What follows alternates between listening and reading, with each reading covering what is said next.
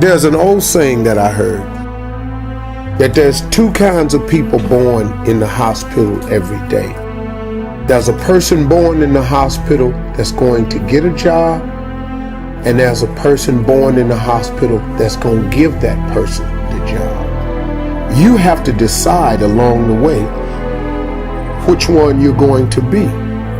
You can be a leader, but a leader is a developed set of skills. It's a developed set. And the more, but see, here's what stops the average person from being a leader, is the fear of the consequences of leading. Most people don't want the responsibility of being a leader. But let me tell you the trick though. The responsibility and ramifications and consequences of being a follower is dire, and more severe. Because now, as a follower,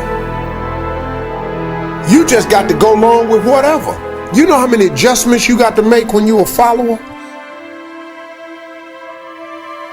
But the man come in and decide I'm having layoffs, and he hand you a slip and it's Christmas.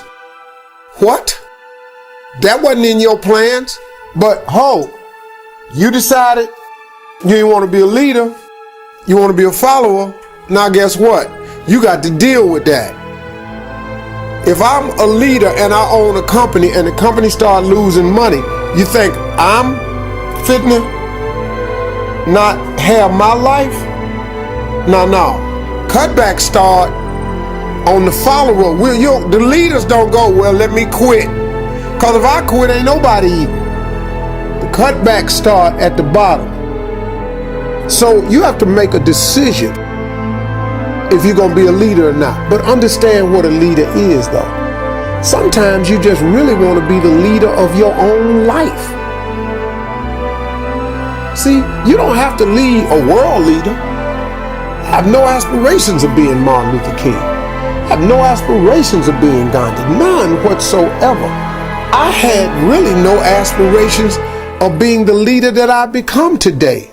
That I got young men listening to me that I wasn't even really counting on. I got dudes emailing me, man, running up to me, man, at Essence. This brother ran up to me and Terrence was stopping him from talking to me. And the big brother, about 300 some pounds, sweating, had a chef coat on, had a thermometer pen, sweating all over the place. He had seen me come off stage, saw me go through the back. He ran all the way around to meet me. And Terrence, stand down, soldier. Well, this big dude right here ain't with that.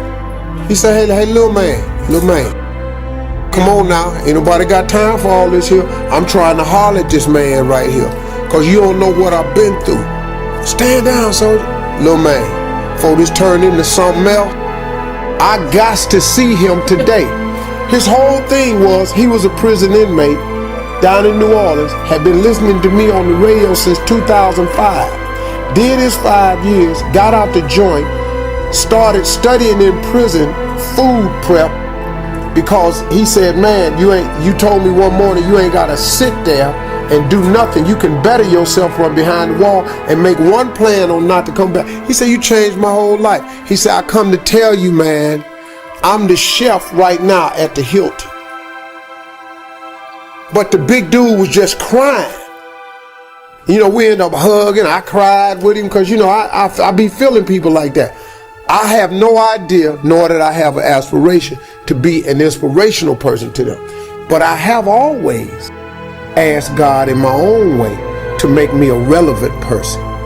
You know, I don't want to be a cat that when I die, ain't nobody tripping. Church empty. Ain't nothing right here, because you know it's two things. You know, when a person dies, on their tombstone there's a birth date, there's a dash, and then there's a date of your demise. And let me tell you something, when you die, they're not going to talk about your birthday. They're not going to talk about the day you died. The biggest conversation will be about that dash, that little dash. That's the life you lived in the middle of that date of birth and the date of demise. That dash will determine who you are.